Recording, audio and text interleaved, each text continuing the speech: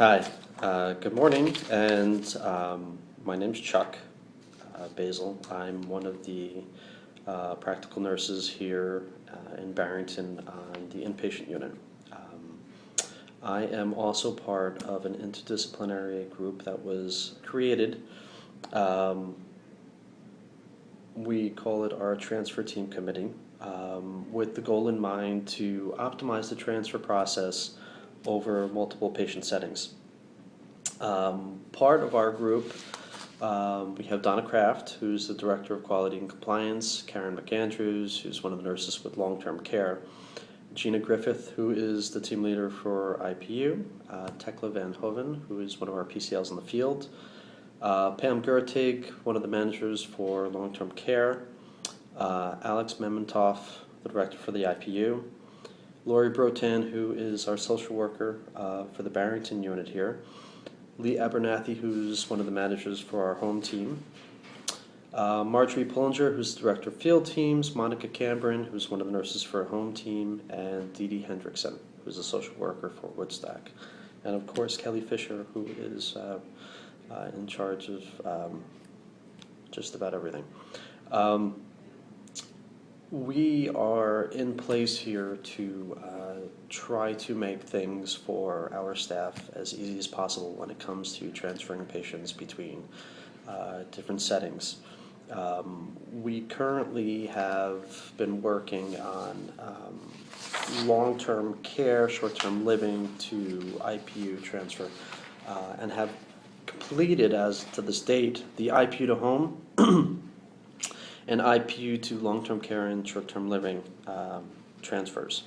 And as I mentioned, we're finalizing our third as we speak. And we have probably about 7 more to go, including home to long-term care, death to funeral home, home to respite, hospice to palliative care, and palliative to hospice. So we do have quite a bit of work ahead of us. We're using a tool right now called the Zoomerang, and we use this to survey our staff in order to question the confidence that they have in regards to our transfer process that's currently in place. If you can see this tool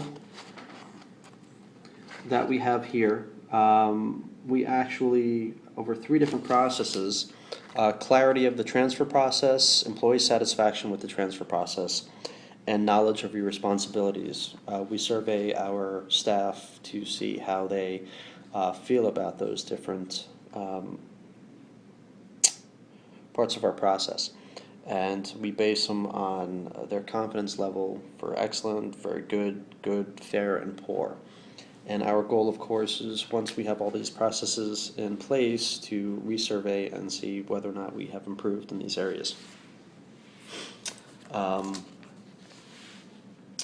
One of the tools that we have constructed that we will be rolling out as we complete each process is what we call a top-down flowchart, which will be going out in the emails to all staff members, as you can see here. And depending on which particular process it is, there'll be various steps that any person from one of our seasoned nurses to one of our new hires could pick this up and pretty much take themselves through the whole process from beginning to end when dealing with any type of transfer process that we have in place. The way we went about it is we said we want something that we can use that we could give to our brother and without any prior knowledge that he could use to aid himself in transferring a patient between multiple settings.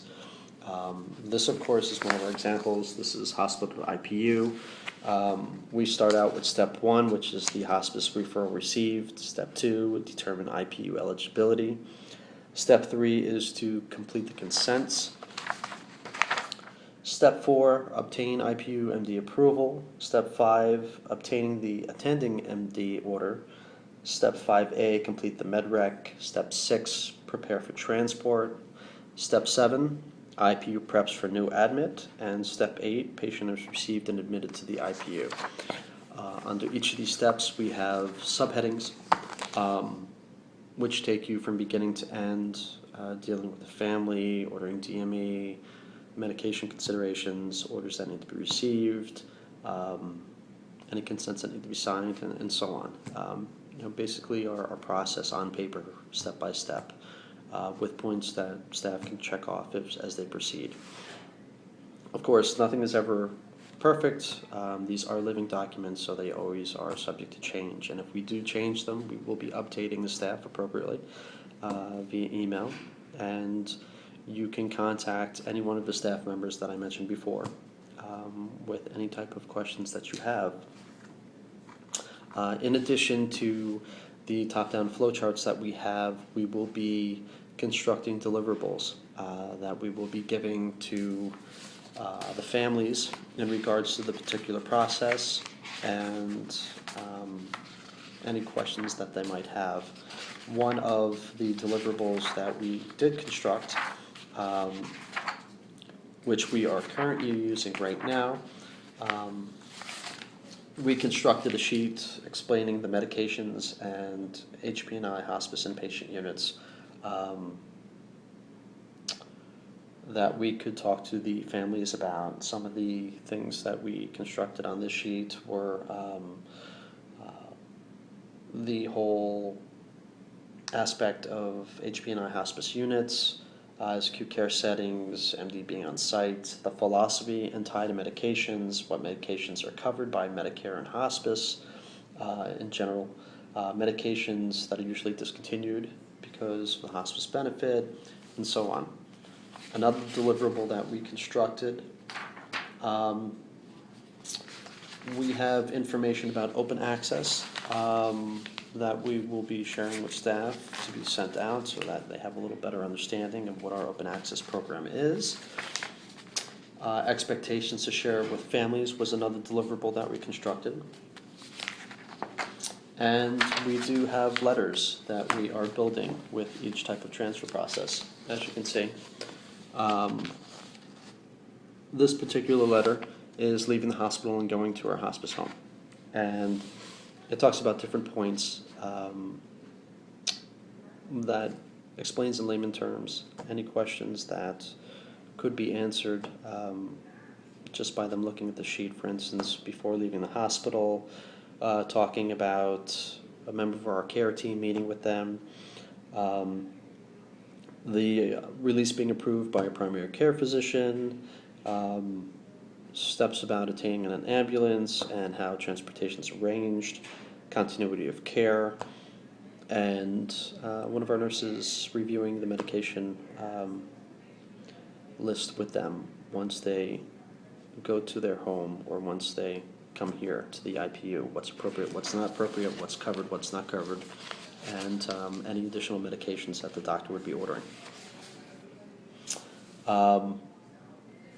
When we get these systems in place, what we'll be doing is the different areas, our PCLs, our home teams, our long-term care setting, our social workers, our managers, will be taking certain people from the areas and piloting each of these processes to make sure that the staff is utilizing them, and so that we can get feedback about how it's working for them, which will in turn feed into our Zoomerang, which, like I mentioned before, we will be resurveying at a specific time and date to see whether or not the staff believes that we've made improvement and to see what we have to adjust in the future. Based on this piloting program, we will be rolling out the processes so that they can be used by all staff. We've already rolled out 2 of the processes.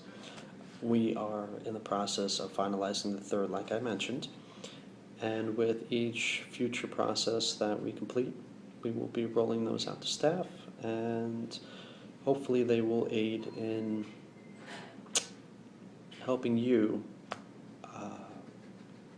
get the patient where they need to be in terms of confidence with our care and our settings. We are aiming at patient and family satisfaction with our processes, and making sure that we have their confidence in our care with each of these transfers that occur. We're committed towards this goal, and we are trying to provide you with the tools that you need, especially the top-down flowcharts, and we hope that if in the future you have any questions in regards to anything that we've discussed here, or any of these processes, or in fact you have any suggestions that we could use in the future or to help us with our models that we'll be developing, we would definitely appreciate any feedback. So with that in mind, I hope you've enjoyed this little video that I've made. This is my second one here, and get a little laugh out of it. So have a great day, and like I said, if you have any questions, please feel free to contact any one of the members of the team. We are here for you, and we have service excellence in mind. Talk to you soon. Bye.